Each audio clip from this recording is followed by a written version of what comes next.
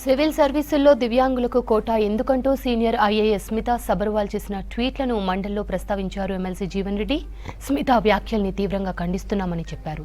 Smita Sabharwal reservation సిస్టమ్ని అవమానించారని fire అయ్యారు. స్మితా సబర్వాల్పై చర్యలు తీసుకోవాలని ప్రభుత్వాన్ని మండలి కోరారు. మండలి ద్వారా ప్రభుత్వానికి రిక్వెస్ట్ పంపాలన్నారు ఎమ్మెల్సీ జీవన్ రెడ్డి.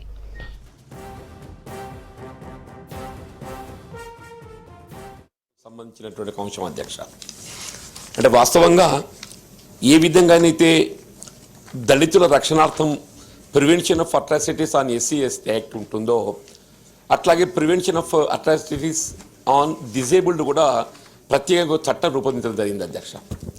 అంటే వాస్తవంగా జన్మతః వాళ్ళ తప్పు లేకున్నప్పటికీ దైవం మరి అనుకూలించకనండి, కారణం ఏదైనా కానీ వికలాంగులుగా జన్మించడం వాళ్ళ తప్పు కాదు అధ్యక్ష.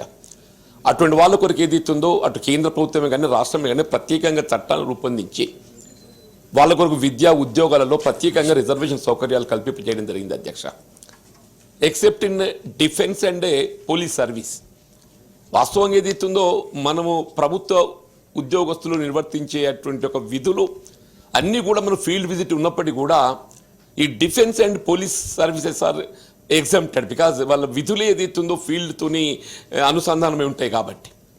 ఇలా రాష్ట్రంలోని ఒక ఉన్నత ఐఏఎస్ అధికారిని ఏదైతున్నదో అంటే వాస్తవంగా చట్టం పట్ల అవగాహన లేనటువంటి వాళ్ళు ఏదైనా మాట్లాడిందంటే ఇట్స్ సంథింగ్ డిఫరెంట్.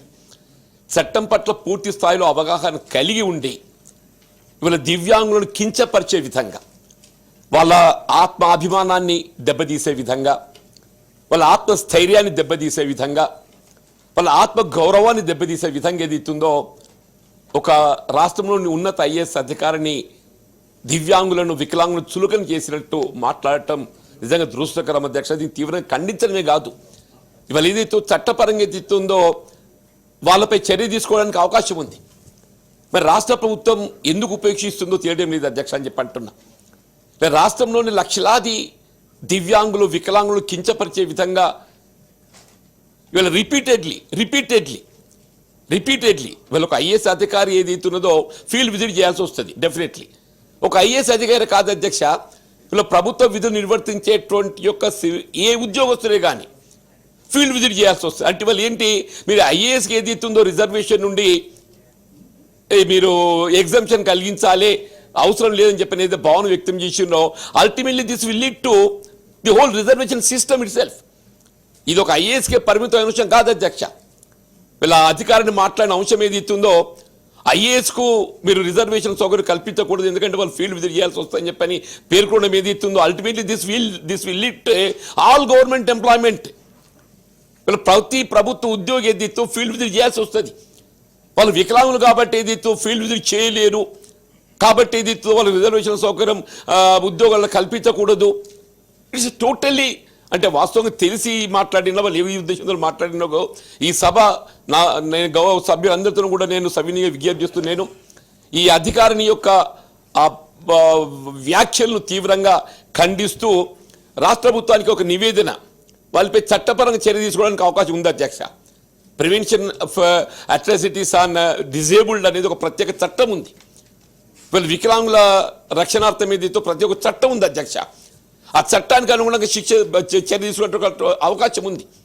మీరు చట్టపరంగా చర్య తీసుకోవడానికి నేను గౌరవ సభాపతి గారిని ఏదైతుందో చైర్మన్ గారిని ఏదైతుందో మరి రాష్ట్ర ప్రభుత్వం నివేదించాలని చెప్పని ఈ సభ ద్వారా నేను కోరుతూ భవిష్యత్తులో ఇటువంటి వ్యాఖ్యలు చేయకుండా వేరే ఎవరు కూడా చేయకుండా అధ్యక్ష వీళ్ళు వికలాంగుల ఆత్మస్థైర్యం అన్ని దెబ్బతినకుండా వాళ్ళు ఏదైతుందో వాళ్ళు చేయని పాపం చేయని తప్పు ఏదైతుందో వాళ్ళ శిక్ష అనుభవిస్తున్నారు అధ్యక్ష.